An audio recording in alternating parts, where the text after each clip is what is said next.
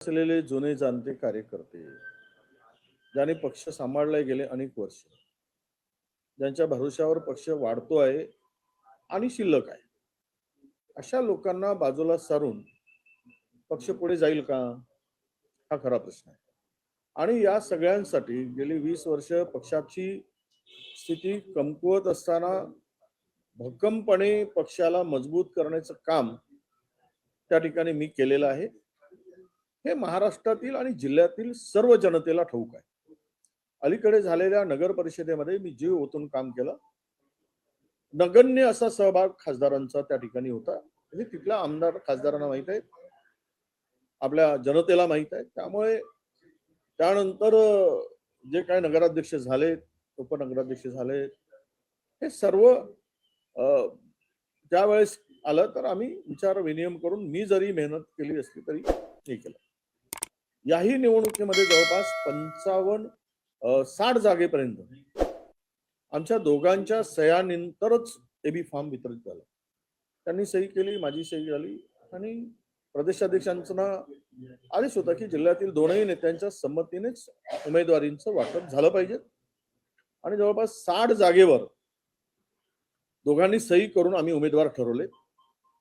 6 जागेमध्ये ज्यावेळेस प्रश्न आला त्यावेळेस वसंतराव पुरकेजी त्यांच्याकडे गेलेत आणि त्यांनी फार तांडव करून माझ्या जवळच्या जे शिवानीताई बरोबर लोकसभेच्या उमेदवारीसाठी गेले, त्यांच्या तिकिटासाठी त्यांनी प्रचंड आग्रह धरला, त्यांचे तिकीट कापायसाठी, आणि ते सक्सेस झाले.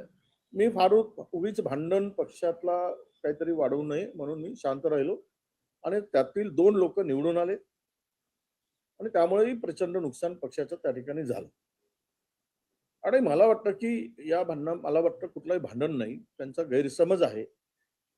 मी काय मेहनत घेतली आणि मी कुणाच्याही दरवाजात कुठल्याही नगरसेवकाला बोलवलं नाही, म्हणजे गेलो नाही. स्वतःहून ते नगरसेवक तिथे आले. आता हायकमांड येईल, त्या नगरसेवकांना प्रत्यक्ष विचारेल की कोण कोणाला घेऊन गेले. शेवट नेतृत्व खासदार झाले म्हणजे काही जिल्ह्याचे किंवा लोकसभेचे मालक ठरत नाहीत.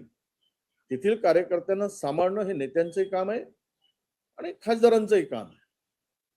आम्ही गेली 25 वर्ष जिल्हा सांभाळतो आणि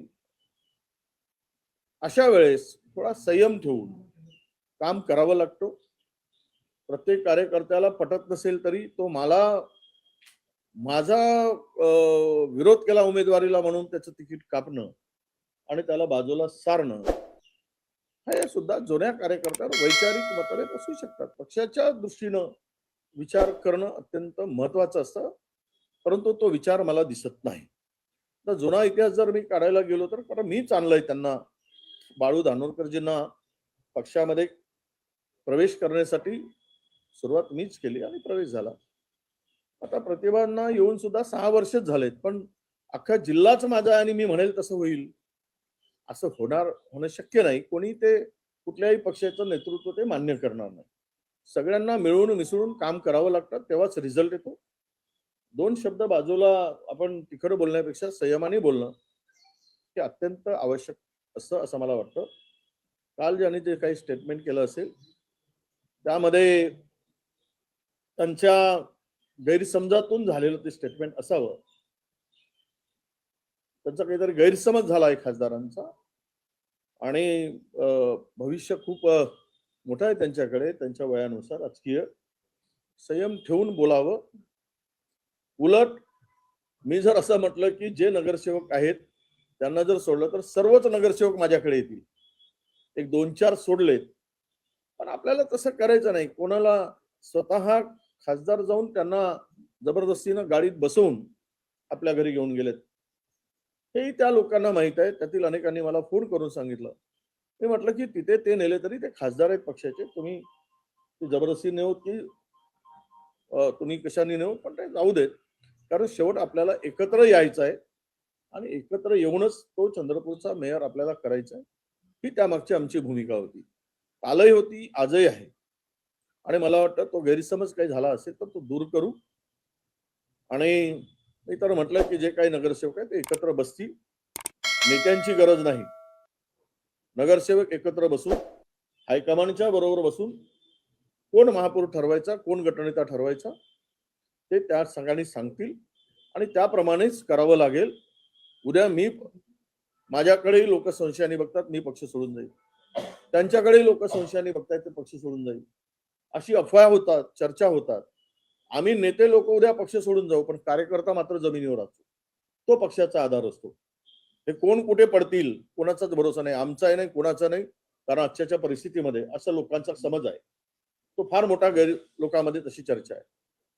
आम्हाला आमच्यापेक्षा नेते गेलेत हव्यावर, पण कार्यकर्ता जिवंत राहिला पाहिजे, तर तो पक्ष जिवंत असतो. आणि म्हणून माझी भूमिका या सत्तांमध्ये नगर परिषदांच्या निवडणुकीमध्ये सुद्धा तीच राहिली आणि महानगरपालिकेमध्ये सुद्धा जवळपास मी 20 सभा त्या ठिकाणी घेतले. वार्डात मी फिरलो. आमच्या ताई म्हणतात की महिनाभराच्या नाही 15 दिवसापूर्वी तर ताई तिकडे चंद्रपूर आपला दिल्लीलाच होत्या, प्रतिभाताई. आणि त्यामुळं त्यांनी केला प्रयत्न, नाही केला असं नाही, त्यांनी मेहनत केली, मी पण मेहनत केली आणि दोघांनी मेहनत करून आलेला तो निकाल आहे. आणि माझा मतदारसंघ म्हणजे मला कोणी ठरत नाही. कोणाच्याही मतदारसंघात, माझ्याही मतदारसंघात येऊन थोडासा जातीचा विषय काढून विधानसभेच्या निवडणुकीच्या पूर्वी त्यांनी जे काही केलं ते मी विसरून गेलो आणि आम्ही एकत्र आलो. मला खूप त्रास झाला त्याचा. समाजामध्ये गैरसमज निर्माण केला गेला की इथे कोणीही झालं तरी कुणबी समाजाचाच माणूस निवडून आला पाहिजेत विधानसभेत, असं म्हणून माझ्या मतदारसंघात मेळावा घेतला. पण लोकांनी, समाजाने अशा फालतू गोष्टीला विश्वास ठेवला नाही आणि फालतू गोष्टीकडे लक्ष दिलं नाही आणि फालतू अशा चर्चेवर लोकांनी लक्ष देऊन मतदानही केलं नाही. त्यामुळे त्या ठिकाणी माझा विजय झाला. मला सगळ्या समाजाने मतदान केलं, त्यामध्ये कुणबी समाजाचा सुद्धा प्रचंड मोठा वाटा त्यामध्ये आहे. परंतु असा समज एखाद्या खासदारांनी एखाद्या आमदारांच्या मतदारसंघात जाऊन जातीय विष ओकणं, म्हणजेच खासदार धानोरकर काय फक्त एका समाजाच्या भरोशावर आला असं समज करून घेणं ते चुकीचं आहे. पण या ठिकाणी मला एवढंच सांगायचं की झालं गेलं गंगेला मिळून आपल्याला एकत्र येऊन पुढचा महापौर करावा लागेल. समज गैरसमज असतील ते काढावं लागेल आणि पक्षासाठी एकत्र येऊन लढावं लागेल. ही भूमिका आपल्याला आता पुढे घेऊन जायची आहे, या मताचा मी आहे. आपण आता बोलले की अप्पा सातत्याने येत असतात की तुम्ही पक्ष सोडून जाता, तुम्ही किंवा यांचा हुकम कोण करता. आपण आता बोलले धानोरकर पक्ष सोडून जाणार आहे अशी चर्चा त्या मतदारसंघात आहे, त्याच्यामुळे तुम्ही असं म्हटलं का? नाही, आमच्याही संदर्भात अशा अफवा होतात, त्यांच्याही संदर्भात येत असतात. त्या अफवांना काही अर्थ नसतो. जर तसं असतं तर जीव ओतून आम्ही अंगावर घेऊन या निवडणुकामध्ये काम केलं नसतं. आम्ही भाजपाला फार होईल असं वातावरण निर्माण केलं असतं. पण आमची भूमिका गेली 20 वर्ष 25 वर्ष अनेक प्रलोभनं मला मिळाली, अनेक आश्वासनं, अनेक जण माझ्या दरवाज्यात आले. पण मी माझ्या भूमिकेशी, माझ्या पक्षाची मी प्रामाणिक इमानदार आहे. मी यापूर्वी स्टेटमेंट केलं की मी जहलात जाईन पण भाजपमध्ये जाणार नाही. ही माझी भूमिका आहे. आपण भूमिका स्पष्ट केली, पण खासदार मॅडम बद्दल आपण नाही, तुम्ही अर्धवट ऐकून मला विचारताय असं मला वाटतं. मी असं म्हणालो की सगळ्यांच्या संदर्भात अशा चर्चा, अफवा येत असतात, परंतु कार्यकर्ता हा जो आहे तो आहे तिथेच राहतो. त्या कार्यकर्त्याला दुःख होणार नाही, त्याच्यावर अन्याय होणार नाही, ही आपली सर्वांची जबाबदारी असते. त्यामुळे नेते येतील जातील, पण कार्यकर्ता जोपासतो तो खरा नेता असतो. कार्यकर्ता पक्षाचा आत्मा असतो. आज बैठक होणार होती, प्रदेशाध्यक्ष तुम्ही, कुणाल चौधरी, त्या बैठकीचं काय झालं, होणार आहे की नाही होणार? नाही, मला अजून निरोप मिळाला नाही, पण आज बैठक होणार आहे, प्रदेशाध्यक्ष येणार आहे आणि यामध्ये मला वाटतं की चांगला मार्ग निघेल. अजूनही आमच्याकडे बहुमत कुठे आहे? आमच्याकडे 30च आहेत, 3 अपक्ष धरून. आम्हाला अजून 4ची आवश्यकता आहे. 4 लोक यायला तयार आहेत, आमच्या बरोबर जोडायला तयार आहेत. 4 नाही 8 लोक जोडायला तयार आहेत. त्यांच्याबरोबर बोलणी माझी प्रत्यक्ष सुरू आहे आणि ते पक्षाच्या किंवा आयडिओलॉजीशी सगळे मिसळणारे आहेत. ते भाजपकडे जाणारी कोणी नाही. 2 बंडखोर ते पण भाजपकडे जाणार नाही. ते काँग्रेसच्या अनेक वर्षापासून काम करतायत मला वाटतं. आणि वंचितचे 2 आहेत आणि उभाटाचे 6 लोक आहेत आणि एक बीएसपी आहे. ती सर्व मंडळी काँग्रेस सोबत राहील असं त्यांनी आम्हाला विश्वास दिला आहे. हो, प्रदेशाध्यक्ष आज नागपुरात येणार नाही अशी माहिती आहे. त्यांची माहिती येणार नाही. दुसरं प्रदेशाध्यक्षांच्या सूत्रातून असं कळतंय की जर हा वाद इथे मिटला नाही तर मग दिल्लीला जाईल. दिल्लीचे नेते सोडवतील चंद्रपूरमधला वाद. नाही, तिथपर्यंत जाण्याची गरज नाही. प्रदेश मला वाटतं की निरीक्षक पाठवून द्यावेत. सगळ्या नगरसेवकांना 1 to 1 विचारावं. एकेकाचे प्रत्यक्ष नगरसेवक काय म्हणणं आहे त्यांचं ऐकून घ्यावं आणि त्या पद्धतीनं कोणत्याही नेत्याचं न ऐकता, नेता काही पक्षाचा मालक नाही. कोणी जर स्वतःला मालक म्हणून मिरवत असेल तर कार्यकर्त्यांनी अशांचं थोबाड रंगवलं पाहिजे. तो मी असो की दुसरा असो. मालक कोणी असू शकत नाही. मालक पक्षाचे कार्यकर्ते आहेत आणि त्यांना विचारलं पाहिजे, नगरसेवकांना विचारलं पाहिजे आणि त्या पद्धतीने तो निर्णय झाला पाहिजे. एकत्र त्यांना सगळ्यांना घेऊन जावं, विचारावं, चर्चा करावी असं माझं मत आहे. हो, काल प्रतिभा जाणवकर असे म्हणाले की जर माझ्या बाजूने निर्णय झाला नाही तर आम्ही सर्व सामूहिक राजीनामे देऊ. कोणीच राजीनामा देणार नाही. त्यांच्याबरोबर 3-4 नगरसेवक आहेत. ते भाजपमधून आलेले काही नगरसेवक आहेत जे घोटेकर आहेत. तिथे विधानसभेच्या निवडणूक लढलेल्या 90,000 मतं घेतलेल्या माणसाची तिकीट जबरदस्तीने कापून घोटेकर नावाच्या भाजपमधून आलेल्या नगरसेवकाला त्याच प्रभागात तिकीट दिली, त्याचा प्रभाग बदलव. त्यावरही खूप शंका लोकांमध्ये आहे. त्यामुळं एक कुठेच नगरसेवक कोणाच राजीनामा द्यायचा प्रश्नच नाही. राजीनामा कोणीही द्यायला तयार नाही. या सगळ्या दबाव तंत्राचा वापर आहे. उद्या जर सोडले सगळे नगरसेवक माझ्याकडे येतील, मला पूर्ण विश्वास आहे. कारण माझ्या नेतृत्वामध्ये त्यांचा विश्वास आहे. हो, तुम्ही भाजपची बी टीम आहे. सुधीर मुनगंटीवार जो दावा करताय की आमचा महापौर बनेल तो तुमच्या शब्दांमुळे करता असं देखील जाणवतं तुमच्यावर गंभीर आरोप. नाही, कोण बी टीम आहे कोण ए टीम आहे हे निवडणुकीच्या निकालामध्ये सिद्ध झालेलं आहे. कोणाच्या विरुद्ध कोण बोलले, कोण आपला तोंड बंद करून शिवून ठेवले होते विरोधात बोलताना, हेही त्या चंद्रपुरातील जनता जाणते आहे. कोण कोणावर टीका केली, कोण कोणावर आरोप केला आणि विरोधी सत्ताधाऱ्यावर तुटून कोण पडला हे चंद्रपूर नव्हे महाराष्ट्र जाणतोय. त्यामुळे अशा फालतू गोष्टीकडे मी लक्ष देत नाही. त्यांचं म्हणणं आहे की तुम्ही ब्रह्मपुरीच्या मतदारसंघात गडचिरोली येतो त्यामुळे चंद्रपूरमध्ये तुम्ही हस्तक्षेप करू नका. तर तुम्हाला तिथं हस्तक्षेप माझी लोकसभेची उमेदवारी डिक्लेअर झाली होती. मी माझ्या मुलीसाठी लोकसभा मागितली होती. ते म्हणले की तुम्ही लढा, पण मला विधानसभा लढायची.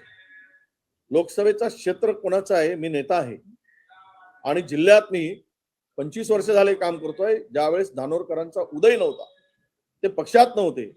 आता तर 6 वर्षापूर्वी आले आणि त्यांनी म्हणायचा माझा लोकसभा आहे, त्यांनी हस्तक्षेप करू नये. मी जोपासलेल्या कार्यकर्त्याच्या भरोशावर पहिल्यांदा भाऊ धानोरकर खासदार झाले, हे कधी विसरू नये. आज जे भाऊ पडले त्यांचे 25,000च मतं घेतले, डिपॉझिट गेली. त्यावरून समजून घ्यायला पाहिजे की जनतेचा कल कोणत्या बाजूला आहे. ते असंही म्हणाले की जर का पक्ष आमची दखल घेणार नाही तर आम्ही सामूहिक राजीनामा देऊ. मी झाला ना, विचारला ना कसं उत्तर दिलं ना. किशोर जोरगेवार 10 नगरसेवक आमच्या संपर्कात आहेत. तो किशोर जोरगेवारचेच नगरसेवक आमच्या संपर्कात आहेत. तो खोटं बोलतोय. कोणतेही काँग्रेसचे नगरसेवक त्यांच्या संपर्कात नाही, ही अफवा पसरवतोय. सर्व नगरसेवक आमचे सुरक्षित आहेत, आमच्या बरोबर आहेत. वडेट्टीवारकडे 15 नगरसेवक आहेत, 12 नगरसेवक ते धानोरकरकडे आहेत. दोन्ही गटातले नगरसेवक ते भाजपच्या संपर्कात असल्याने महिला कार्यकर्त्यांना कोंडून ठेवण्यात. काही नाही, सगळ्यांचे फोन सुरू आहेत, सगळ्यांचे मोबाईल सुरू आहेत, माझ्याकडचे तरी सुरू आहेत. आता मला माहित नाही त्या 12 नगरसेवकांचे आहेत की नाही, ते तुम्ही संपर्क करा. हो, आज जर बैठक झाली की प्रदेशाध्यक्ष येणार नाही तर मग तुमचं पाऊल काय असेल, कधी तोडगा निघेल ना तोडगा. निवडणुकीच्या पूर्वी तोडगा निघेल. महापौर काँग्रेसचा होईल. सगळे लोक काँग्रेस बरोबर येतील. काँग्रेस एकत्र राहील, हा मला विश्वास आहे. काल प्रतिभा जाणवकर असं बोलले की तुम्ही त्या 15 लोकांना जबरदस्ती रॅलीत उचलून देणार. नाही, माझ्या कोणताही समर्थक रॅलीत गेला नाही. स्वतः खासदार रॅलीमध्ये जाऊन हात पकडून अर्ध्या रॅलीतून उचलून नेले. हे संपूर्ण शहरात माहित आहे. मी कधी घरचा आलो नाही ना, माझा कार्यकर्ता कोणी गेला नाही. स्वेच्छेनं सगळी पत्रकार मंडळी बसून होती. त्यांच्या पुढे बॅगा घेऊन चंद्रपूरचे लोक पत्रकार पूर्ण बसून होते. बॅगा घेऊन स्वतःहून ती सगळे नगरसेवक आले की भाऊ आम्ही तुमच्या बरोबर आहोत आणि तुम्हीच इथे महापौर करू शकता, हा मला विश्वास आहे. तुमच्या मेहनतीचं हे फळ आहे असं त्या नगरसेवकांनी सांगितलं. हो, त्यांचा हा देखील आरोप आहे की या वादाची सुरुवात विजय वडेट्टीवार यांनी केलेली आहे, असं तुम्हाला नाही, वादाची सुरुवात कोणी केली म्हणण्यापेक्षा कोण काय म्हणू देत ते आरोप. वादाची सुरुवात कोणी झाली हे चंद्रपूर जिल्ह्यातील जनतेला ठाऊक आहे आणि त्यावर अधिक बोलण्याची गरज नाही. हो, आज सुप्रीम कोर्टात सुनावणी आहे आरक्षणाबाबत, ओबीसी आरक्षणाबाबत. आज ओबीसी आरक्षणाचा निकाल जर झाला तर अनेक महापालिकेमध्ये ओबीसीचं आरक्षण कमी होईल. मग छाती बळवून घेणाऱ्यांना उद्या जनता जाब विचारेल की तुम्ही ओबीसीचं आरक्षण कमी का होऊ दिलात. फार सांगत होता की ओबीसीचा अन्याय करणारी काँग्रेस आहे, यांनी ओबीसीचं आरक्षण कमी केलं. ज्यावेळेस कोर्टाच्या आम्ही ओबीसी आरक्षणाच्या संदर्भात ज्या निवडणुका लांबणीवर टाकल्या आणि कोर्टामध्ये याचिका होती त्यावेळेस जसं 2022 मध्ये 21-22 मध्ये जिल्हा परिषदेच्या निवडून आलेल्या अनेक सदस्यांचं सदस्यत्व रद्द झालं, त्याचं खापर सुद्धा आमच्यावर फोडण्यात आलं. म्हणजे हे सगळं त्यांनी करायचं आणि खापर आमच्यावर फोडायचं. उद्याचा निकाल 22 तारखेचा निकाल, उद्या अनेक नगरसेवकांचे नगरसेवक पद जर अतिरिक्त ठरवून निघाले तर या पापाचे वाटेकरी हे आणि हे सगळं जे काही आहे याला जबाबदारी ही भारतीय जनता पक्षाची राहणार आहे आणि घोर फसवणूक ओबीसीची झाल्याचं ओबीसी बांधवांच्या लक्षात येईल असं मला वाटतं. शिवसेना कुणाची याची पण सुनावणी आहे. राष्ट्रवादी राष्ट्रवादी कॉमन. मला वाटतं की आता मुंबई महानगरपालिकेच्या निवडणुका आहेत. निवडणुका आले की कोर्टामध्ये अंतिम सुनावणी सुरू होते आणि निवडणुका संपली की थंड बस्त्यात पडताय असा अनेकांचा लोकांचा समज आहे. त्यामुळे सुप्रीम कोर्टांच्याकडनं अपेक्षा आहेत आमच्या आणि कोर्टांना विनंती आहे की काय एकदाचा निर्णय घेऊन टाका, कुणाचा पक्ष आहे ते ठरवून टाका. पण आता तारीख पे तारीख जी झाली त्यामुळे लोकांमध्ये याही वेळेस काही निकाल लागेल अशा प्रकारची शंका लागणार नाही आणि हे पुढे तारीख जाईल अशी शंका आहे. शेवट सर्वोच्च न्यायालयाचा तो अधिकार आहे, तो निर्णय त्यांना घ्यायचा आहे, पण लवकरात लवकर निर्णय व्हावा ही जनतेची भावना आहे. चंद्रपूरच्या कार्यकर्त्यांना भीती वाटते की धानोरकरांच्या पुढचा निर्णय घेतील, पुढचं पाऊल उचलतील, त्यामुळे भाजपचा फायदा होईल. या शंकेबद्दल तुम्हाला काय? नाही ना, अजिबात काही भाजपचा फायदा होत नाही. माणसं येतात जातात, कार्यकर्ता आहे त्या ठिकाणी राहतो. मी सांगितलं यापूर्वीच, नेते काय आलेत, आता मी आलो दुसऱ्या पक्षातून, ते दुसऱ्या पक्षातून आले, ते आता आलेत. मी 25 वर्ष काम करतोय. मृतावत असलेल्या पक्षाला मी जिवंत केलंय, मेहनत केली, घाम गाळलं, सर्व केलं. बँक आणली, बँक कोणामुळे गेली? भाजपच्या ताब्यात. याला जबाबदार कोण आहे? जनतेतली लोक, चंद्रपूर जिल्ह्यातील जनता हे सगळं बघत आहे ना, त्यांना माहित आहे कोणाशी कोण हातमिळवणी करून बँक घालवली. त्यामुळे मला त्यावर अधिक वाद वाढवायचा नाही आहे. पण कार्यकर्ता आहे तो कार्यकर्ता आहे तिथेच आहे. कोणी राजीनाम्याचा वगैरे कार्यकर्त्यांच्या डोक्यात अजिबात विश्वास होऊ शकत नाही. आता हे जर मी निवडणुका जिंकलोच म्हणतायत तर त्यांनी ज्या आपल्या समर्थकांना उमेदवारी दिली ते सर्व समर्थक का पडलेत निवडणुकीत? सर्व समर्थक पडलेत आणि त्यामुळे फटका बसला पक्षाला. ते का निवडून येऊ शकले नाहीत? की जनतेमध्ये त्यांचा काय विश्वास आहे की नाही हाही प्रश्न जनता विचारते. सत्तेच्या उंबरठ्यावर चंद्रपूरमध्ये पोहोचले असताना दोन नेत्यांच्या वादात सत्ता तर हाती जाणार नाही ना अशी भीती एक निर्माण झाली. नाही, सत्ता वगैरे काही जात नाही. हे वाद छोटासा वाद आहे. हा वादावर पडदा टाकला जाईल आणि आम्ही टाकू. मुंबईतल्या सत्ता स्थापनेमध्ये शिंदेनी महापौर पद मागितलं असं अजून तोडगा निघालेला नाही. काय हो, अशी पण माहिती आहे की शिंदे काल रात्री दिल्लीला जाऊन काही भाजप नेत्यांना भेटून आलेला आहे. काय असं आहे, ते मुंबईची सत्ता 25 वर्ष सेनेच्या हातात होती. तेथील अनेक नगरसेवकांना वाटतं की भाजपाचा महापौर झाला तर आमचं भविष्य अंधकारमय आहे असं त्या नगरसेवकांचा समज आहे. अशी माहिती आमच्याकडे आहे आणि त्यामुळं कदाचित शिंदे सेनेला वाटत असेल की उद्या महापौर भाजपचा होऊ नये, आमचा व्हावा अशी त्यांची इच्छा असेल आणि त्या इच्छेसाठी कदाचित शिंदे साहेब दिल्लीला गेले असतील.